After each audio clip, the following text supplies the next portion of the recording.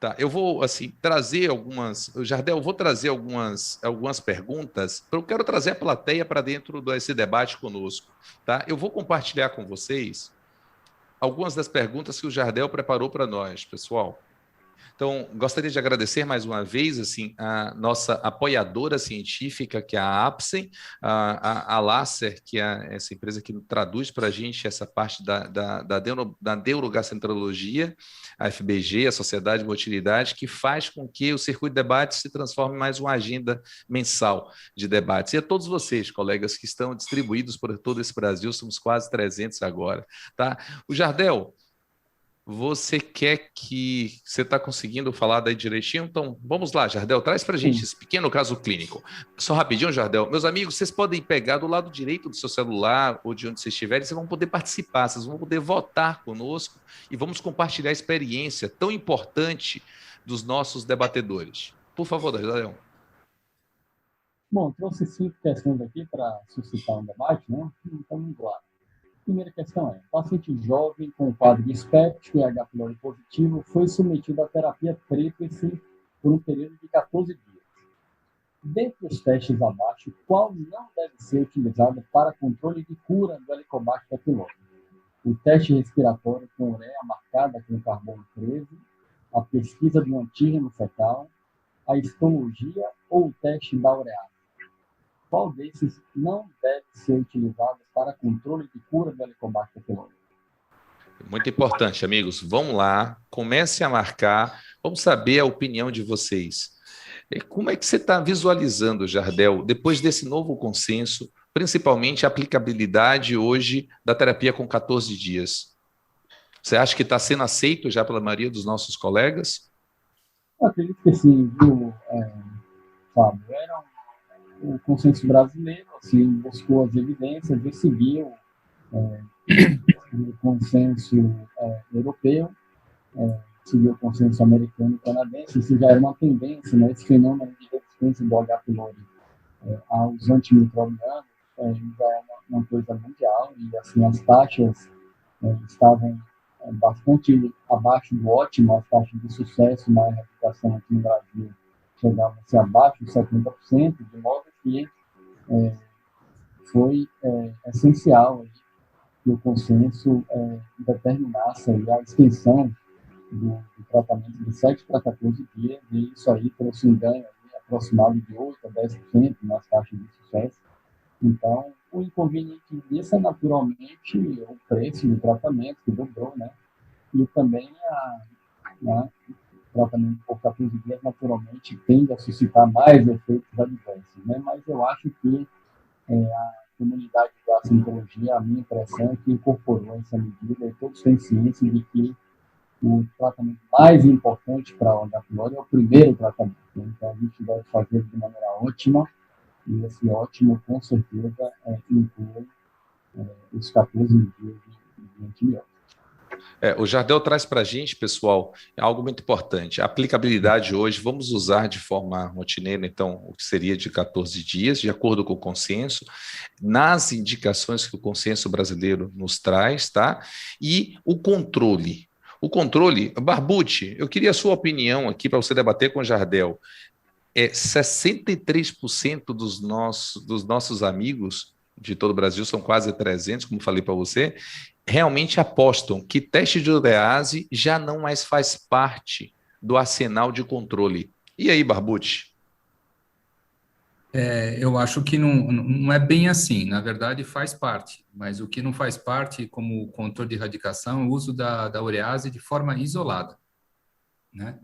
Então, é muito mais Certo. importante a gente saber que a sensibilidade da urease feita de forma isolada, ela é baixa para o controle de sucesso do tratamento, mas ela pode ser utilizada, ainda é muito utilizada, porque é um método ainda mais barato e mais disponível que nós temos, né? É interessante quando for fazer endoscopia e fazer urease, então que a gente associe a histologia para que a gente possa ter uma sensibilidade maior.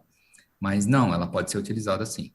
E se for utilizada isoladamente, é muito importante que a gente aumente, eventualmente, o número de fragmentos obtidos durante o exame endoscópico, né? Sempre lembrando que o Helicobacter deve ser pesquisado em anticorpo, e se a gente for usar só urease, que se use 2 fragmentos de cada lugar. Isso pode eventualmente aumentar um pouco a sensibilidade, já que é um exame por amostragem. Mas o ideal é sempre usar a urease associada à histologia, se for feito somente a endoscopia.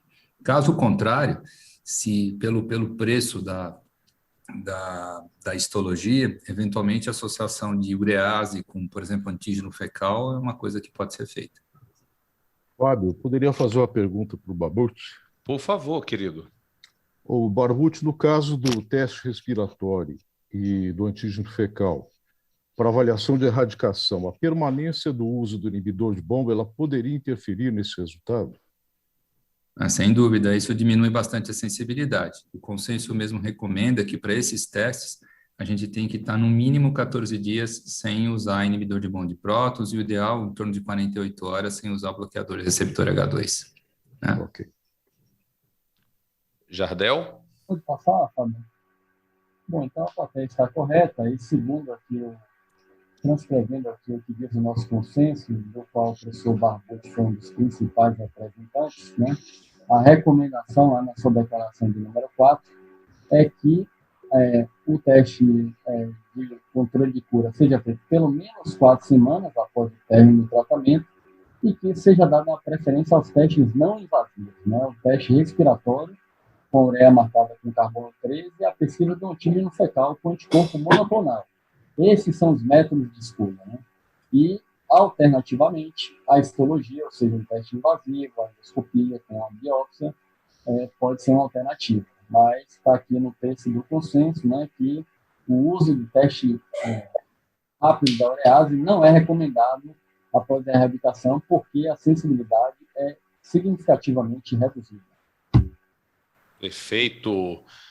Vamos lá, Jardel, próxima pergunta. Esse segundo caso é de uma paciente de 45 anos, do sexo feminino, cursando há 9 meses, com plenitude pós-prandial, náuseas, eructações, sensação de distensão em andar superior do abdômen, perda ponderal de 10% no período, referendo a dificuldade em conciliar o sono à noite.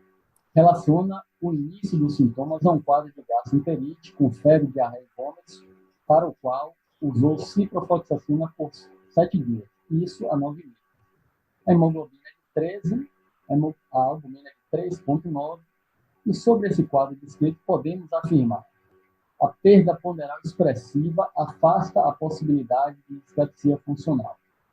Outra vez, a paciente pode ser submetida à estratégia teste e trate, testar e tratar o H. pylori se positivo, através de um teste não invasivo.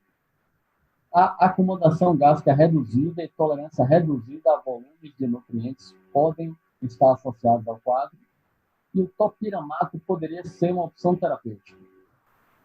Jardel, você aqui trouxe um resumo do que Barbucci colocou, todas as apresentações, todas as possibilidades para dispepsia funcional. Professor Mário, Pois você não. que...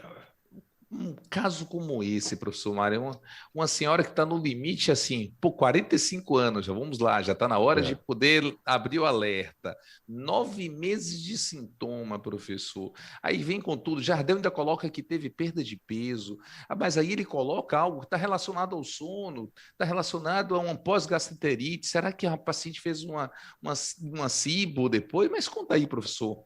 Como é que o senhor poderia nos orientar tudo isso daí? Ela tem vários componentes aí associados. Primeiro, a faixa etária, né?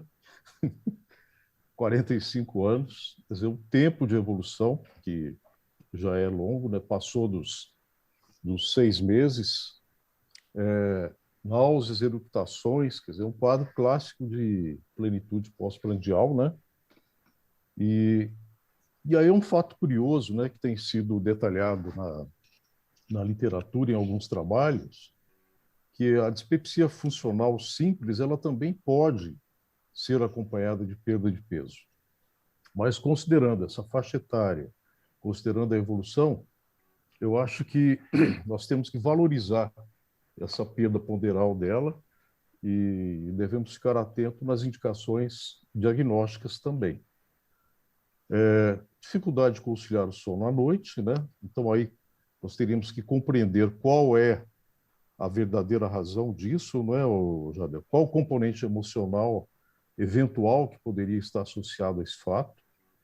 relaciona o início dos sintomas com o quadro de gastroenterite. A gastroenterite, a própria literatura já destaca que ela pode ser um fator desencadeador de dispepsia funcional, e aí, no caso, ela usou a ciprofloxacina, mas isso não teve assim tanta repercussão no estado geral dela, com a hemoglobina mantida aí em torno de 13 gramas por decilitro, como também a albumina de 3,9 gramas por decilitro. Então, você vê que é um quadro que merece uma atenção muito especial, né? Eu acho que ela, neste caso, eu indicaria a realização de endoscopia, antes de realizar qualquer outro procedimento, sabe, Fábio? Perfeito, professor. Querido Jardel, assim como o professor, 100% de nossa audiência concordou com ele. Como diria o Viebig, quem não concordar com o professor Mário Magalhães, esse mineiro tão maravilhoso, não concorda com mais nada na gastroenterologia. Jardel, 100% apostou no letra C. É contigo, garoto. Então, excelente aí as considerações do Perdão. professor Mário. De fato, temos aqui o quadro de uma paciente relativamente jovem, mas aí no limite da faixa etária que o consenso, né, considera para a necessidade de investigação com exames evasivos com endoscopia digestiva alta. Então, ela preenche o critério temporal para dispepsia opcional, porque ela já tem sintomas há 9 meses, né? Já tem um quadro clássico da dispepsia do desconforto pós-prandial, né? Entretanto, ela tem uma perda ponderal de 10% no período, que consiste em um sintoma de alarme, né? Ela relaciona claramente o início do quadro a uma gastroenterite, então trata-se de uma dispepsia possivelmente funcional até agora, e se for funcional, seria uma dispepsia funcional pós-infecciosa, né? No entanto, como bem observou o professor Mário, ela mantém assim, níveis de hemoglobina e albumina normais, o que alguns estudos mostram assim, que esses dois itens, esses dois valores laboratoriais aqui, tem muita associação e podem ter uma boa capacidade de discernir um quadro funcional e um quadro orgânico, né? Então, a respeito de uma perda ponderal no período e de sintomas há 9 meses, ela mantém níveis normais aqui e saudáveis de hemoglobina e albumina, né? Então, vamos lá, as alternativas. A perda ponderal expressiva afasta a possibilidade de dispepsia funcional? Não. A gente tem que saber que quando o paciente tem uma perda ponderal, isso é um sintoma de alarme, como bem colocou o professor Mário, deve ser investigado, mas não afasta não a dispepsia funcional. Existe uma parcela expressiva até dos pacientes com um quadro funcional que podem ter uma perda ponderal significativa, especialmente quando existem anormalidades na esfera psicossocial, ansiedade, depressão associadas, né? Essa paciente pode ser submetida à estratégia teste-trate? Não, por 2 motivos. Porque, primeiro, ela já tem 45 anos, segundo o nosso consenso, a estratégia teste-trate só se coloca para pacientes de até 40 anos de idade, e, ademais, ela tem um sintoma de alarme. Então, ela jamais poderia ser tratada sem a realização de endoscopia, né? Então, quem prestou atenção na aula do professor Barbucci viu aí que, de fato, nesses quadros, no polo da desconforto pós-prandial, a base fisiopatológica inclui uma acomodação gástrica reduzida, uma tolerância reduzida também a volume de nutrientes, né? Que é o nutrient test, não é isso, professor Barbucci? E o topiramato, por fim, é uma droga que tem uma ação no sistema nervoso central, é um anticonvulsivante, que está indicado também na profilaxia de quadro de enxaquecoso recorrente, né? Estabiliza o humor, mas essa droga, em relação ao apetite, ela tem uma ação de redução do apetite e pode levar, inclusive, à perda de peso. E para uma paciente que já tem uma perda de peso expressiva, então, essa não seria uma droga adequada. Pode passar, Fábio. Jardel, só para te falar, hoje, dados dos consultórios, nossa, marido do grupo do NAFAD, mais que 50% dos nossos colegas mais próximos já estão utilizando neuromoduladores, Mário, mais que 50% dos seus pacientes. Então vamos lá, Jardel, vamos correr, que nós temos muita coisa para sugar de Barbucci, de Mário, de Viebig hoje ainda. Pronto. Então, para essa paciente do caso anterior, qual, então, seria a droga de ação central de escolha que poderia atuar em vários dos sintomas apresentados, né? Então, Barbucci deixou muito fácil responder essa pergunta. E a droga de escolha, na minha opinião, mas quero ouvir a opinião dos colegas também. Calma. Vamos ter calma, vamos ter calma. Nossos colegas estão aqui votando. Estou aqui de olho. É interessante, assim, Mário, vamos lá. Você deve ter uns 5, 7 anos de experiência, né, Mário? Antes, no passado, era só imipramina, amitriptilina, com pequenas doses, mas assim, hoje, esse arsenal de droga que tem à nossa disposição. O que você acha disso tudo, Mário? Eu volto àquela questão inicial que você me perguntou, logo na primeira pergunta, né? Eu tenho que dissecar o meu paciente para saber exatamente qual é o caminho que eu vou trilhar, inclusive no uso dos neuromoduladores. Perfeito. Então, por exemplo, eu vou apenas citar o caso aqui da bupropiona. Você pode ver que a bupropiona, ela tem sido citada aí nos diversos trabalhos que têm sido feitos, muito mais do que um procinético do que propriamente um neuromodulador puro, né? Mas ela tem esse papel também, certo? Então, você vê que o arsenal ele é muito amplo e eu acho que o paciente, quando ele é bem estudado, bem compreendido, você vai utilizar o medicamento certo. Porque todos esses aqui, o Fábio, em algum momento, eles poderiam caber em um paciente como neuromodulador. Com certeza. Hoje a bupropiona é cada vez mais usada para controle da compulsão, do peso. Tem aí a fluoxetina, assim, Barbucci gosta muito da sertralina, mas vamos lá, Barbucci vai apresentar. Se eu tenho um dado curioso, 50% dos nossos colegas apresentariam apenas amitriptilina, Jardel, 43% a mirtazapina. E aí, o que você falaria, o que você dissecaria Barbucci nesse momento, Jardel? Para quem você fez a pergunta? Jardel. Jardel? Olha só, na minha opinião, a droga que teria a melhor ação para essa paciente é a mirtazapina, porque ela poderia matar vários coelhos com a carga da vacina, né? Então, a mirtazapina, como o Barbucci mostrou, ela tem uma ação nesses quadros motores do espectro, né? Então, melhora a acomodação gástrica e, com isso, vai atuar nos sintomas de empachamento pós-prandial, sensação de distensão no abdômen superior e náuseas que a paciente tem, né? Além do mais, a mirtazapina ela leva a um aumento do apetite, né? E é uma droga assim, de escolha para esses pacientes que têm perda de peso, como é o caso da nossa paciente que perdeu 10% do seu peso, né? A mirtazapina também ela tem um efeito sedativo, de modo que quando o paciente tem sintomas de espectro associados a um certo insônia à noite, pode ter um uso também na mirtazapina, aí, porque ela tem esse efeito sedante e pode promover o melhor sono do paciente, né? A amitriptilina é uma droga também que tem diversos trabalhos aí mostrando os benefícios dela na dispepsia funcional, mas ela é tida como de efeito mais favorável nos pacientes que têm a síndrome da Buerger. Então, tem um efeito nociceptivo visceral. Ela também pode levar a um certo aumento de apetite, também pode levar a um sono à noite, né?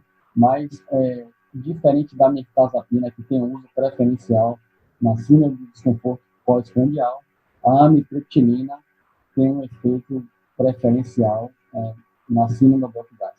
Por isso, a minha escolha seria a mirtazapina. Barbucci?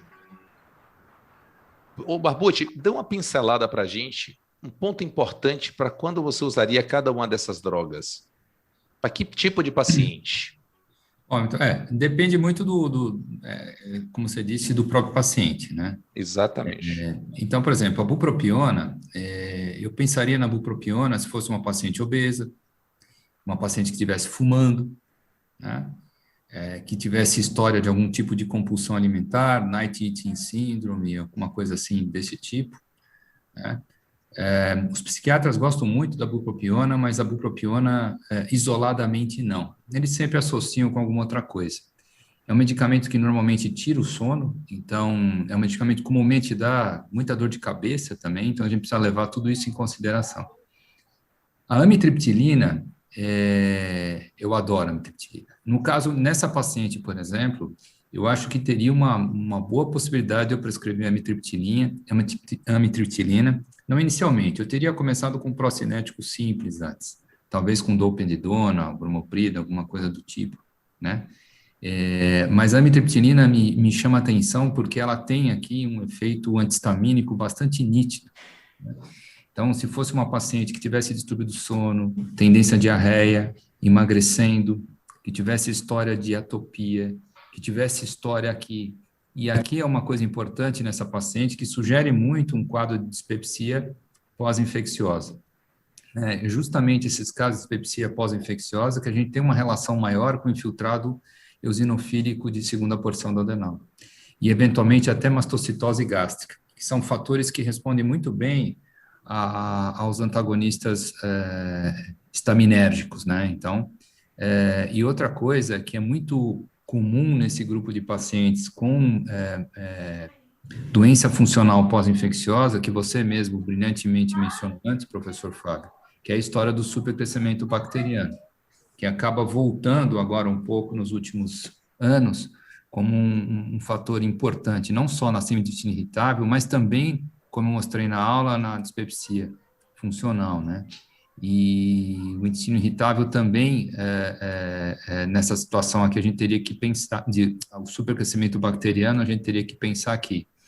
E aí eu acho que talvez até o teste para supercrescimento tivesse sentido antes de a gente usar um neuromodulador.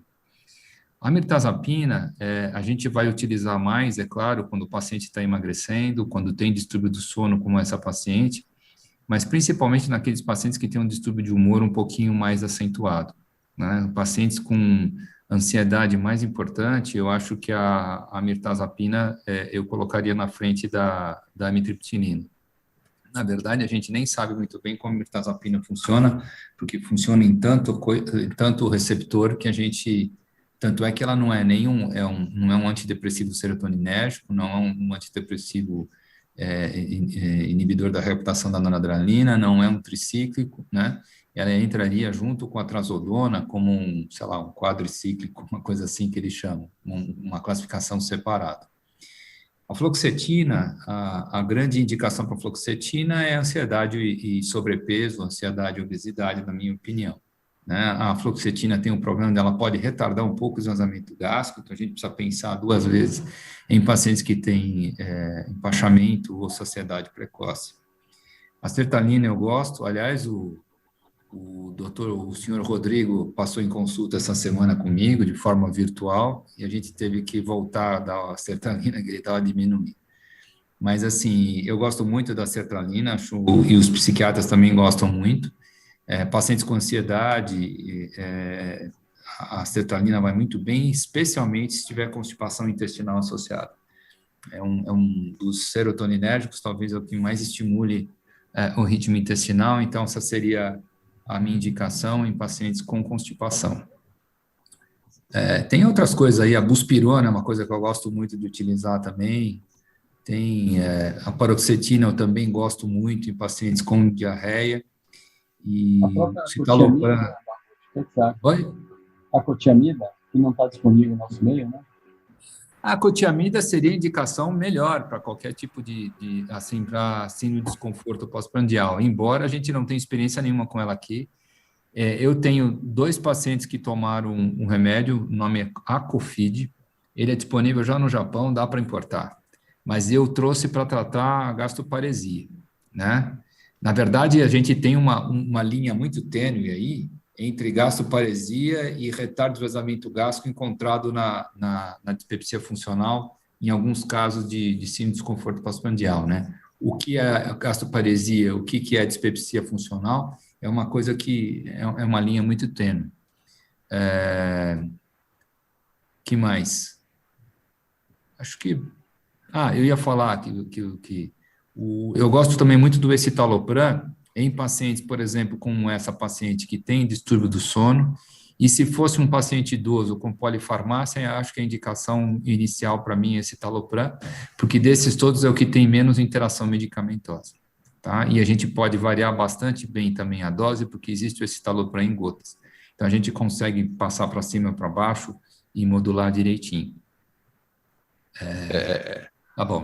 Foram 10 anos que, assim, ele fala que ele sempre vai me esconder alguma coisa, mas eu sempre sugo mais dele, viu, pessoal?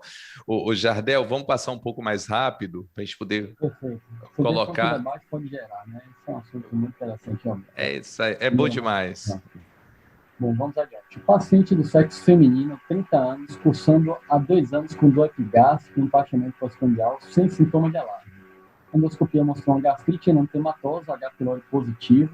A paciente menciona que teve alergia, entre aspas, à amoxicilina há 10 anos, quando tratou uma amigdalite com um antibiótico e desenvolveu náuseas, cólicas abdominais e diarreia. Foram esses sintomas que ela descreveu. Qual a conduta para o caso em questão? É um paciente jovem com uma dispepsia, H. pylori positivo, mencionou um histórico 10 anos antes de uma suposta alergia à amoxicilina, porque desenvolveu náusea, cólica abdominal e diarreia. Então, como devemos conduzir essa paciente? Devemos iniciar um IBP em dose plena por 8 semanas e reavaliar, associar sucralfato e antiácidos por 4 semanas e reavaliar, associar ranitidina, domperidona por 6 semanas e reavaliar. Devemos iniciar um esquema quádruplo com bismuto, tetraciclina, metronidazol e um inibidor de banda de prótons por 7 dias, ou devemos avaliar a precisão do esquema de primeira linha com amoxicilina, claritromicina e IBP por 14 dias, haja visto que os sintomas descritos não são consistentes com o processo alérgico, ou, alternativamente, avaliar um encaminhamento ao alergologista para tal definição. Só um adendo, viu, Jardel? Enquanto está todo mundo prescrevendo, eu aposto que agora uma das minhas parceiras, a Renata, do NAFAD, eu tento passar para ela, Barbucci, toda essa experiência que me passou ao longo do tempo. Ela fala que a cada aula sua, ela pega um caderno e começa a anotar para usar na prática. Você é o novo psicofarmacologista do aparelho digestivo. Mas, assim, é algo importante. Ô, Barbucci, conte aí o que você tem observado com o esquema. Primeiro, vale a pena realmente a gente utilizar? Já tem alguma linha, já temos mais dados para utilizar, para melhorar a adesividade do paciente, utilizar um probiótico realmente? Você utiliza probiótico com 14 dias? Eu sempre utilizo o probiótico, mesmo que fosse por 7 dias, sempre utilizei.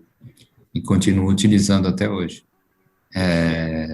A grande dúvida é que probiótico, quando começar, que dose do probiótico utilizar, isso a gente não tem a resposta ainda, né? Então, alguns trabalhos a gente começa o probiótico 7 dias antes, termina 7 dias depois, outros começam em conjunto, outros usam só durante o tratamento.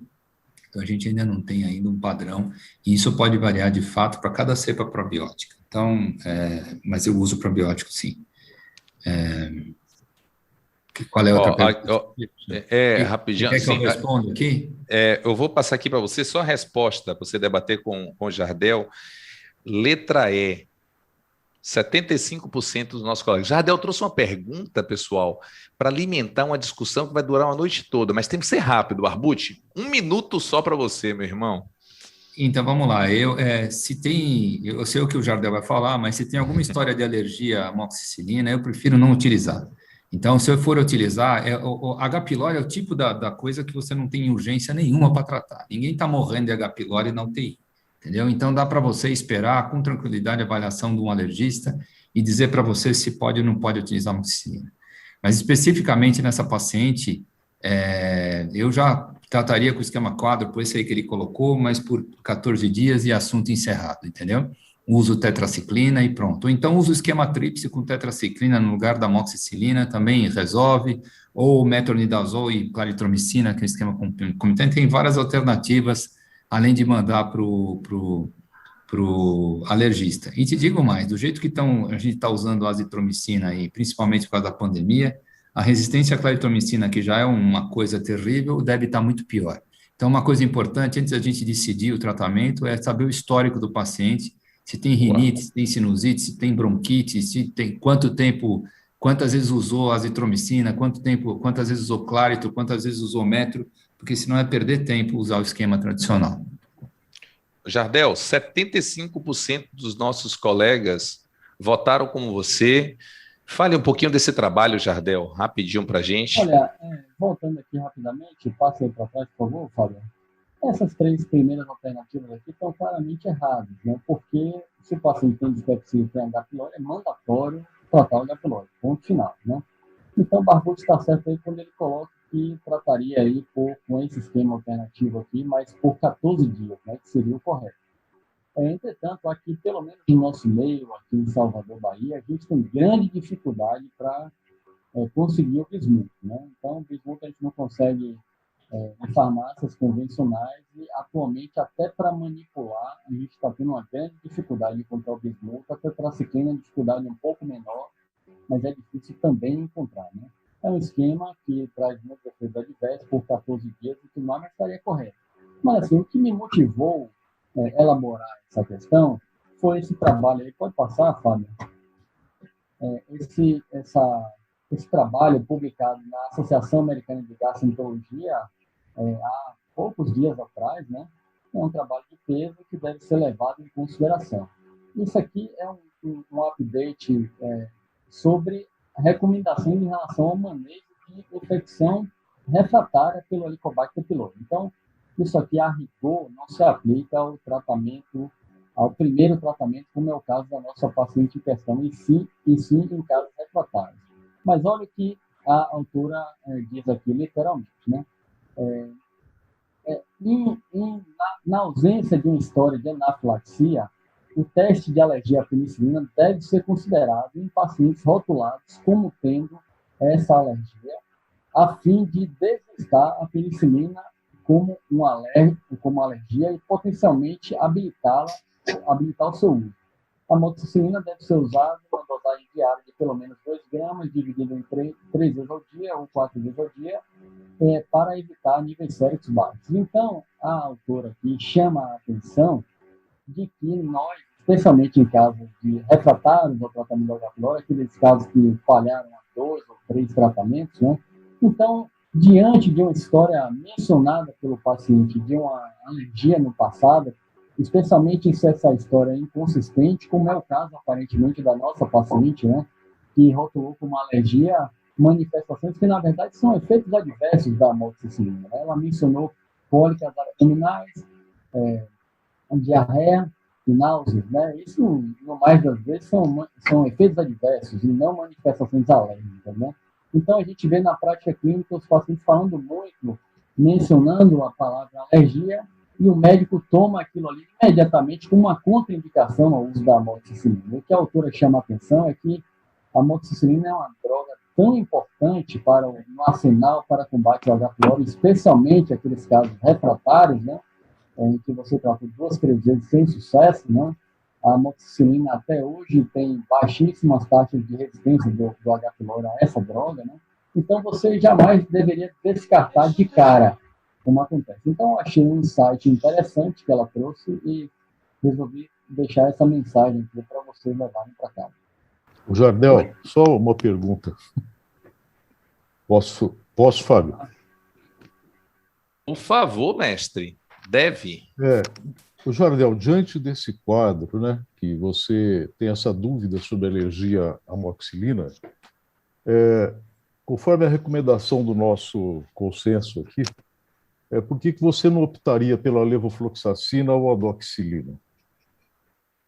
O consenso recomenda, Mário, a troca em caso de alergias verdadeiras, a troca pela tetraciclina ou pela doxiciclina, em caso de alergia verdadeira à penicilina, né? Então, assim, seria uma opção. Tem o esquema alternativo que o Mário está falando, que é levo, clárito e IBP. É isso que o consenso põe como outra opção. Esquema quádruplo com tetra ou levo, clárito e IBP.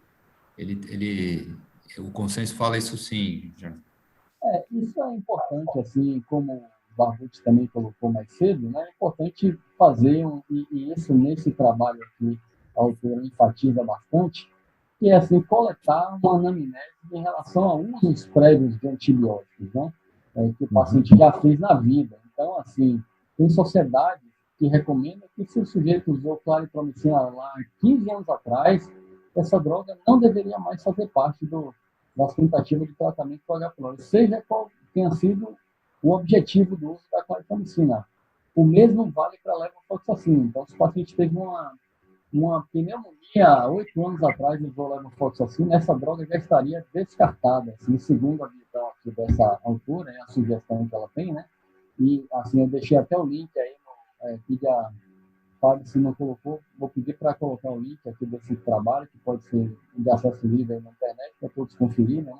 Então, assim, esse esquema com IBP, levofloxacina e claritromicina é um esquema que está descrito no consenso, né? Mas na prática clínica é difícil a gente vai se deparar com muitos pacientes que já foram expostos a essas duas drogas, né? Então eu ainda insistiria, tentaria colocar ou a amoxicilina, ou a tetraciclina, ou a doxiciclina no esquema e faria uma outra opção que não essa de tirar a penicilina, colocar a levo e a claritromicina. Mas o esquema que está na alternativa, o esquema quádruplo com bismuto, é um esquema perfeito, né? O que está errado na alternativa é os 7 dias ao invés de 14. Meu papel é triste, muito triste, porque assim, eu estou aqui com a plateia quase completa, nós temos 2 plataformas que carregam paralelamente, são quase 300 pessoas que não saem, esse é um tema maravilhoso, mas assim, isso vai ter que ficar rapidamente. Ô Jardel, dê só uma explanada sua, que eu tenho que trazer algumas 2 perguntinhas da plateia sobre essa pergunta, sem votação. O que você... Só para a gente fechar. Para quem prestou atenção na aula de Barbucci também, não terá nenhuma dificuldade em responder, né?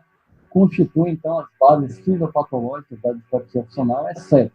Né? Então, todas essas, a acomodação gástrica defeituosa, o esvaziamento gástrico identificado, a hipersensibilidade à distensão gástrica e o processamento central defeituoso de sinais orgânicos da região gastrointestinal, todas essas são bases fisiopatológicas que são consenso existindo, né? Não, o que não há é uma hipersecreção ácida gástrica. Então, assim, se o problema fosse de hipersecreção ácida gástrica, certamente seria a questão de prescrever inibidor de bomba de prótons bem potentes em altas doses e estaria resolvido o problema. Deixei também aí o link, peço a você que coloque, Fábio, o link desse artigo que foi publicado há poucos dias atrás, né, o consenso de dispepsia funcional da Sociedade Europeia de Gastroenterologia, está muito bom, embora a gente, após ler uma leitura fácil, né, mas a gente vai ter uma ideia de quão controverso é o tratamento da dispepsia funcional, também as bases fisiopatológicas. Então, aqui, só para dar uma ideia muito rapidamente, né, todas essas bases fisiopatológicas aqui não encontraram consenso, né? Então, que as alterações da mucosa duodenal são mecanismos fisiopatológicos, isso não alcançou o consenso, a concordância foi de 76%, teria que conseguir pelo menos 80% para se tornar consensual, né? A liberação de peptídeos hormonais alteradas também não foi considerada uma base fisiopatológica. A sensibilidade aumentada ao conteúdo luminal do duodeno também não foi considerada uma base fisiopatológica. A alteração da composição da microbiota duodenal, isso também não encontrou, né, consenso. E estamos falando aqui de 40 especialistas em dispepsia funcional da Europa, de 22 países, né? Então, nem eles chegaram a esse consenso. Estão mostrando como a entidade é difícil, é desafiadora, e por isso essa nossa reunião hoje aqui. Muito obrigado. É fabuloso. Pessoal, todos esses dados a gente vai estar postando nas nossas redes sociais. Nós temos o canal do YouTube, convidamos todos vocês. É um canal que a gente compartilha toda a informação junto com a Sociedade de Motilidade, com a FBG. Lá no canal, na FAD.núcleo, vocês vão encontrar esses debates todos organizados para que esse conhecimento seja passado, seja disseminado. Notícias boas, conhecimentos bons precisam ser disseminados, tá? Muito obrigado a Apsen, a Lácer por fazer tudo isso conosco, e eu vou interromper aqui. Carlinha, Carlinha, o que você fisgou de tão interessante aí para a gente, Carlinha, para a gente poder fechar a noite com chave de ouro? Aqui nós temos vários elogios às aulas, né, a apresentação do professor Barbucci, a discussão, enfim, sempre muito interessante. Tem um comentário aqui do Carlos Enéas, que fala que, com relação à questão do anticorpo, anti-H. pylori, que o anticorpo IgG não auxilia no critério de erradicação. Ele faz esse comentário.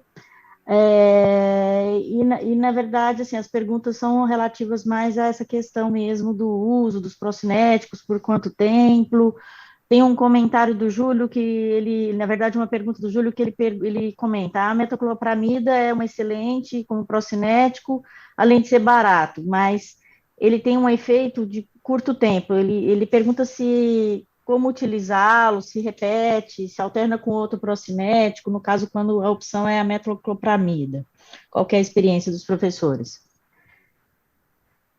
Assim, o meu problema com a metoclopramida é mais o efeito central e a parte da prolactina, né, que é um problema. Então, é um medicamento que, como procinético na dispepsia, eu acho que é seguro para ser usado, mesmo que seja a longo prazo.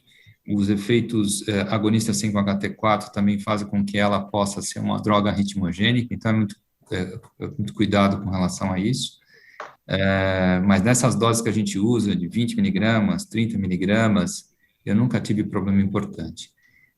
Os problemas maiores de manifestações extrapiramidais e arritmia, etc., normalmente são relacionados com doses maiores, principalmente usados nos Estados Unidos, né, para tratar a gastroparesia no local que não tem muito procinético para ser utilizado. Então, não é a minha experiência. Eu gosto da metoclopramida. Vejo problema. Principalmente se o paciente tiver alguma necessidade, alguma sedação um pouquinho maior, eu acho que vale a pena o efeito central, sonolência, etc. Acho que cabe bem o efeito aí. É isso aí, Fabinho. Eu queria fazer um comentário, pessoal, de experiência nossa, pessoal, de laboratório de motilidade digestiva. A gente recebe com muita frequência, né, professor Ricardo, o paciente que vem para fazer investigação de doença do refluxo gastroesofágico porque ele tem eructação, né? Isso é uma pergunta muito frequente. Isso assim, eu diria que todos os dias no laboratório de motilidade digestiva vem o paciente para fazer manometria e pH-metria, normalmente com uma endoscopia normal, que tem uma eructação excessiva, e ele vem para o diagnóstico de doença do refluxo. E aí eu queria chamar a atenção para esse alerta, que assim, eructação não é sintoma de doença do refluxo, no sentido assim, de ser causado pela doença do refluxo, né?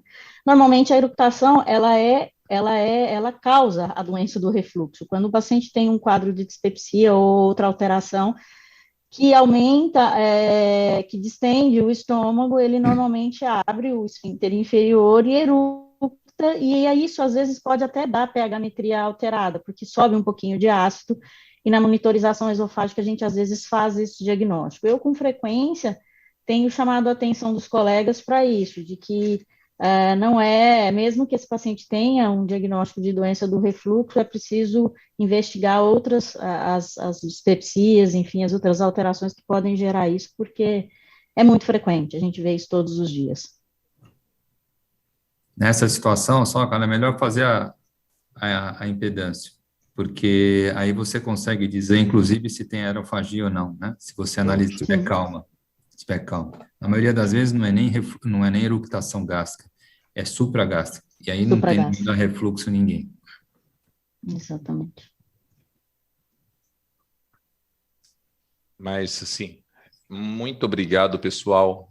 Foi extraordinário. Quando a gente escolheu, quando a gente montou, eu, Carlinha e o Via Big, ouvindo vários pedidos em falar sobre a dispepsia, a gente gostaria disso, de viajar pela neurociência, de entrar por esse eixo cérebro-intestinal, compreender os mecanismos fisiopatológicos que envolvem tanta acomodação como a hipersensibilidade, mas sem jamais esquecer de trazer a experiência do Mário para poder nos dar, assim, é como se fosse o aterramento de vamos voltar a ser mais médicos e menos solicitadores de exames, né, Mário? Então, assim, senhores, muito obrigado, tá?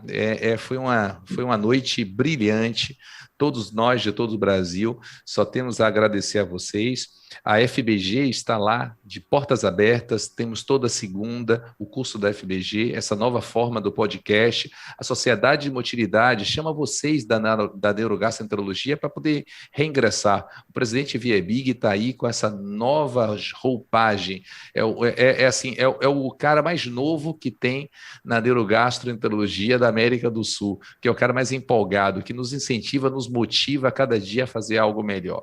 Então, professor Viebig, por favor, agradeço os nossos membros e você vai fazer todo o encerramento com eles, tá bom?